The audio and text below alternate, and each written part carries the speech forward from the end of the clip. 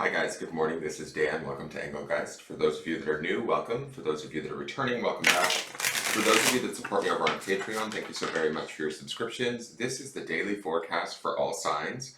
It is a collective shared reading, so it is to be utilized by all that see it. I do speak in broad terms, so you need to figure out if and where it fits in your life, if at all. If it doesn't fit, that's okay. It doesn't mean anything's broken or wrong. It just might mean that you're working on something different at this time.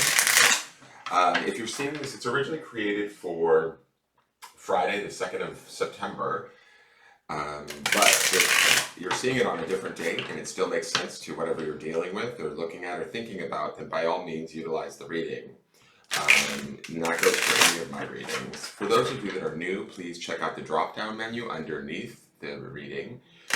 In there, some housekeeping rules, things I want you to think about, what decks I'm using in each video, and how to contact me on social media for a private reading, and ways to support the channel. Easy ways to support the channel: hit that thumbs up button if you enjoy the content, share the video out, subscribe to the channel, leave me a question or a comment. All of those things greatly help. And let me see what the card is for today.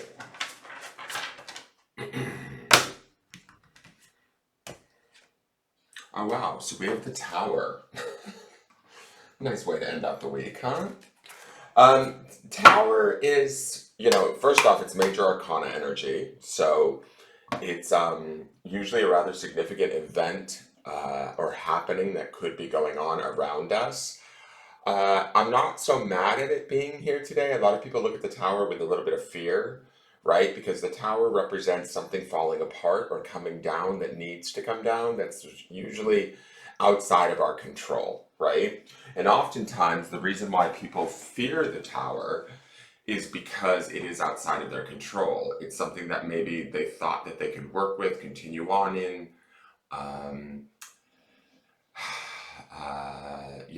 hold on to. But it's something that generally, in my opinion, it's something that we've been aware of at some level. It's not working. It's built on a faulty foundation, right? And we're aware that it's coming to an end. It needs to come to an end. Oftentimes the Tower, because of the discord that it represents, or the sort of uncomfortable nature of the event of the Tower, the falling apart, right, or the disassembling of something, whether it's a relationship, a job, a situation we have set up for ourselves, I always believe that there's like an understanding that we've been in it too long, or we've been holding on for too long, and it's just time to let go. The Tower doesn't have to be painful. Usually the Tower means that change is coming, right? Inevitably. And if we fight that change or resist that change, that's where the pain and the struggle of the Tower comes in. And oftentimes people do, right? They don't want the foundations shook, or they don't appreciate, I don't want to say appreciate, but they don't feel comfortable in the changes that are taking place, because they're sometimes maybe unexpected, or we didn't see them coming, or even though we maybe knew that the situation needed to change, or we weren't so comfortable within the situation.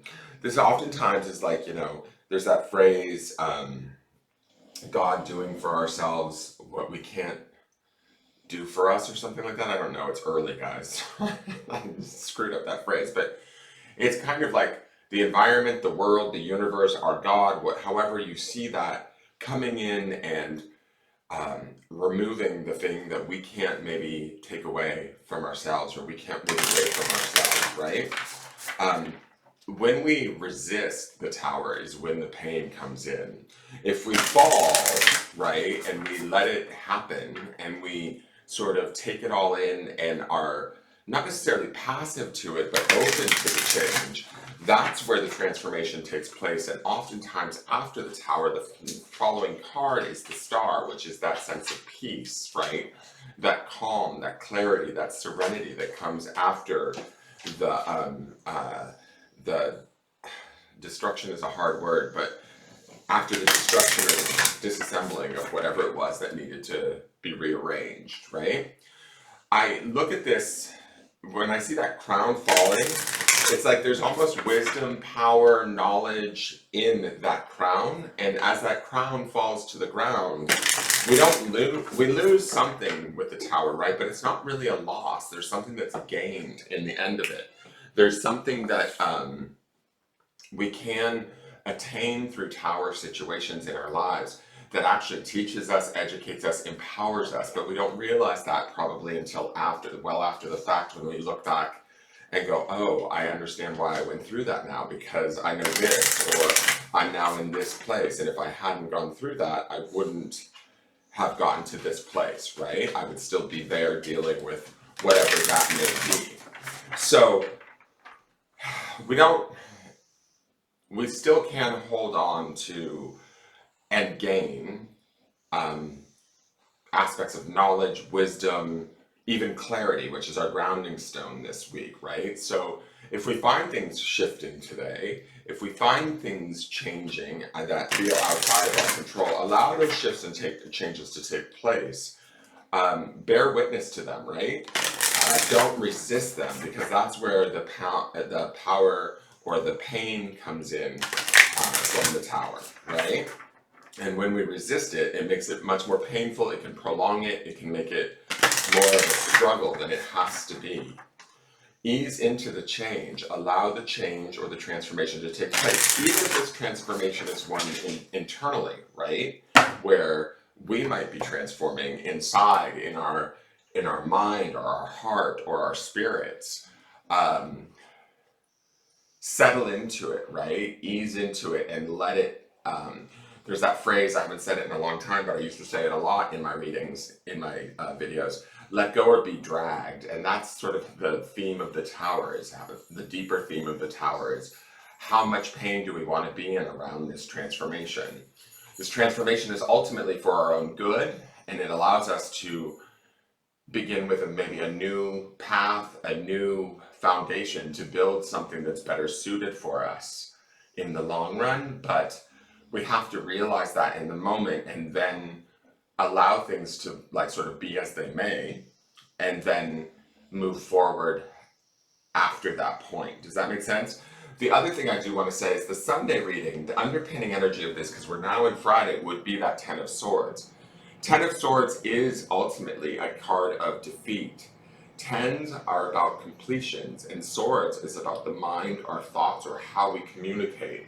So this could be an ending to how we're thinking or seeing or viewing a situation, how we're operating within that situation or relationship, how we're thinking or perceiving that situation or relationship, and allowing those thoughts, perceptions, feelings to shift, change, and maybe be rebuilt in something that's more present time, more clear, more aware, more based in wisdom, power, compassion, who knows, right? It doesn't have to be a bad shift or change. It just represents a transformation of the old into something new, right? And so allowing ourselves to ease in and roll with that transformation and that change is really the key with this card. The Ten of Swords to me says that we're probably letting go of something that we've either been thinking or communicating that is no longer working for us, or people aren't understanding. It could be giving up a fight of some sort that is no longer what's the word I'm looking for, like bearing the fruit that we desire, or maybe people aren't seeing it from our perspective, so we're letting that go, even if that perspective at one point in time was important to us. That doesn't necessarily mean we're like selling ourselves out or giving up on our ideals or our hopes or any of that, but there is a transformation that's taking place that we need to allow to happen. And so if things are changing around you and it's making you feel slightly uncomfortable, try and shift into a place of being comfortable, finding that clarity around the shift and the change, and maintaining our own clarity within it as the changes take place. Now let's look to the Shamanic medicine cards. It's medicine bag, treasure. I'm not mad at that, because it says that everything that we need, we have within.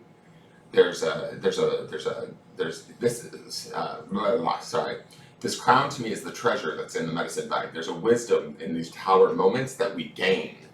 There's a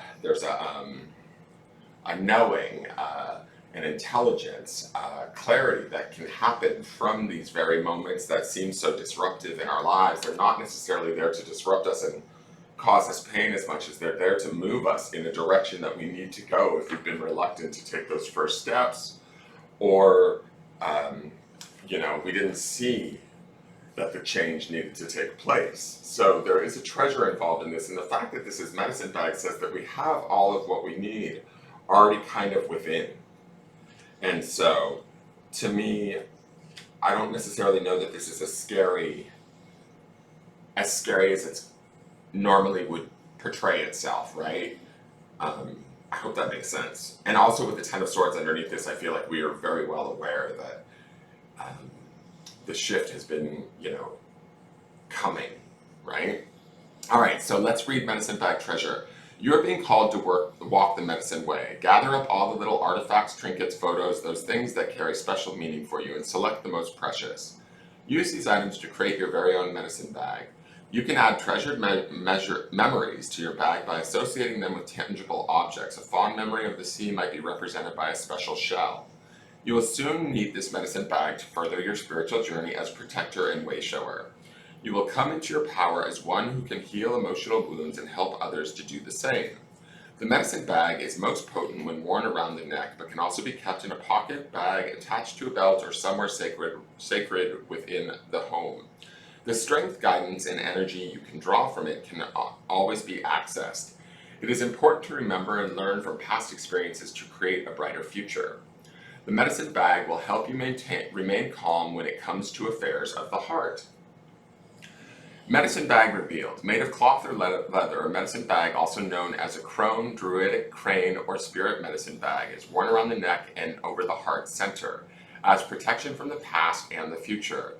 It can contain stones, herbs, bones, hair, fur, feathers, shells, and or other small sacred objects. The medicine bag helps the holder to be in relationship with the world around them whilst connecting to the power of the supernatural. Other divinatory meanings. Allow old memories to surface. Remember the past fondly. Look through pictures, photographs, and other memorabilia to reconnect with the feelings that make you you. Gather tools that enhance who you are and can assist you on your path. Medicine bag speaks. Adorn me with findings like feathers and jewels. I offer protection for your sacred tools. Place around neck, wear me on your heart, connecting with spirit and never to part. What I find interesting is it says here, look through pictures, photographs, and other memorabilia to reconnect you with the feelings that make you you. That's some of that midweek Six of Cups energy that we were seeing. And a lot of the Queen of Cups, she showed up twice this week too. That's about connecting to that emotionality of who we are and what we know to be true and finding that clarity from within is kind of my feeling. So there's a truth and a clarity to be found in these readings this week that should be rather profound and healing, I believe. Like maybe we're stepping out onto our own 2 feet in some way, shape, or form, or reestablishing a sense of self or belief in oneself through the dissolution of old patterns or old ways of thinking or communicating within, situations or relationships that we have. So this is not a bad thing, in my opinion. This is actually a transformation that will bring about a change that helps us. There's a treasure involved in this. There's a wisdom to be gained. And the grounding stone today, is truth. So grounding in our own personal truth, also truth to me very much associates with the word clarity for the weekly stone. Finding our own truth within a situation, even if it might be shifting, changing, even, for some of you, it could be falling apart because that would also be tower energy. The truth will, set you free from maybe the changes or the discomfort that the tower could represent, right? Standing or grounding in our own truth as things shift and change around us will allow us to stay in our own stable foundation as the foundations of relationships, situations, environments around us begin to morph and change. We have the opportunity here to heal ourselves through believing and standing in our own truth. And some of this is also about that ice wall that we saw in the Sunday reading with the Ten of Swords, where I felt like we may need to draw a boundary, even though the Ten of Swords is about a completion or an ending.